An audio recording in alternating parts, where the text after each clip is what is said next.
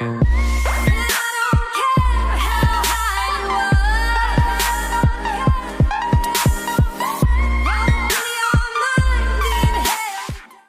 happening today, everyone? Hey, listen, I normally do a discussion video every Friday, or at least that's what we started doing last week, and we talked about, we talked about Hawk Moon last Friday. I wanted to go over that. I thought that Hawk Moon needed a buff, and then I definitely read all of y'all's comments, and the great comments, but I kind of wanted to hit something a little bigger today. I want to actually discuss the meta, specifically in Trials of Osiris. Now, Trials of Osiris is something that a lot of people tend to get on the weekend just to play this game type, man. You know, a lot of people will go out the entire week, not do much, not do multiplayer, you know what I'm saying? And a lot of stand-aside PvE players that they just specifically do raids and strikes and stuff. But they will actually get into multiplayer to play out, Trials of Osiris at hopes of getting flawless and bounties and everything else. And so Trials is definitely something that grabs the attention of many players here in Destiny. So I wanted to discuss the weapons that are definitely the weapons you've been seeing. Now, primary wise, you probably definitely see,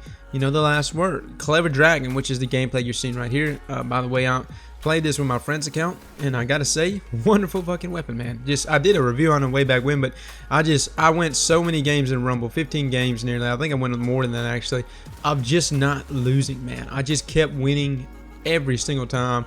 And I mean, it's a combination of things, but I gotta say, man, Clever is so fucking nasty. But you probably run into those two weapons. You probably run into maybe, the Palindrome, Grass, Mighty Multitool. Those have been like the top 5 primaries here in October. But let's talk a little more about Special, because that makes up a very large percentage of kills. Alright guys, so if you're wondering where I'm getting my statistics from, again, Guardian GG has like a top weapon chart there where you kind of go through everything. Now, I'm branching this out just for Trials of Osiris, and I'm also branching this out just for the month of October. Again, that's something that I just wanted to look at month by month, and we kind of just go over a few things. Now, I will say the map probably dictates things more than anything if you really want to really get into it. A lot of times when you see shotgun usage go up or sniper usage goes up, that's just because of the map, And so that kind of brings me to why I'm making this video right now.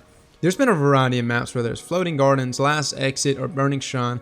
There's been a lot of variety there, guys, in the most recent, just maps that have come. So, I mean, it's not necessarily dictating which one is the best. Burning Shrine, to me, being a perfect example of a good mixture of both snipers and shotties and stuff like that. What I've been seeing more dominant than anything in the primary list is definitely pulse rifles. Pulse rifles actually make up nearly 20% of all kills to 22%. So like around 18 to 22% is kind of around the range. So 20% is what pulse rifles are making up, specifically because Clever Dragon. Clever Dragon's such a good weapon to be using that a lot of people are going to use Clever Dragon. Now, even though shotguns I know are extremely powerful, I feel like the usage of shotguns have gone up indirectly because of Clever Dragon. I know that sounds crazy, but what I'm trying to get at is most people that are using Clever Dragon aren't rocking a sniper with it. You've got a weapon that can already dominate in the mid to far range, so you're going to continue to use that weapon. And what I'm trying to say is that you're going to combine that with something like Matador 64 or Party Crasher in order to really get the beat down on people in those close range situations. So I feel like those are directly correlated with one another. Now, snipers are not necessarily falling like behind or anything.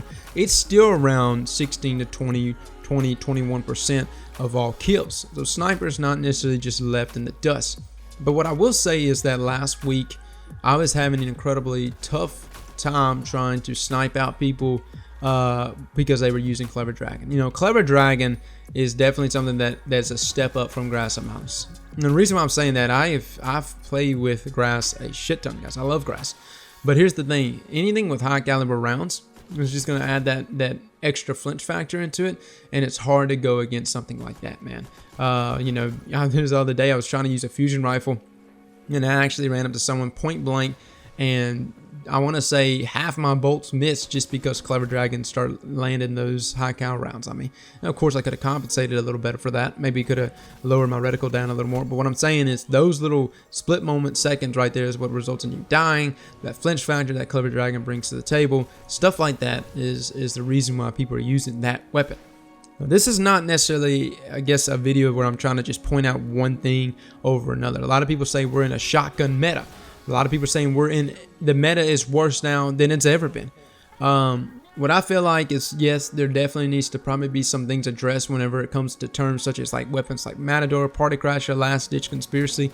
There might need to be some things addressed there more than the other shotguns, of course, because of that one-hit KO. But at the same time, man, I feel like a lot of that is dictated based on weapons such as Clever Dragon. I went last weekend, the first couple of days, using Last Word 1000 Yard or Last Word Longbow, and then essentially about halfway through the weekend, I went and swapped to Grass and Matador because I was getting dominated too much in that mid-range level. So guys, this is just, again, a discussion video, and here we are, we're just discussing things that are happening here in October with Trials of Osiris.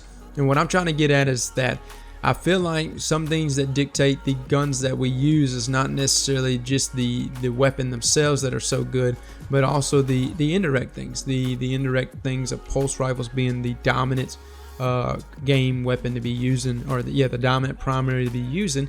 You know, the next one following that is hand cannons, and that's stayed at a consistent 12% to 15, tops out at 15%.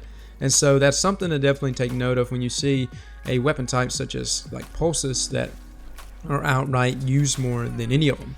So anyways, guys, that is something, food for thought, man, discussion video, and I kind of wanted to talk about that. And, you know, let me know in the comments below what you think. Would love to hear what you got to say. Slap that like button like your mama told you right.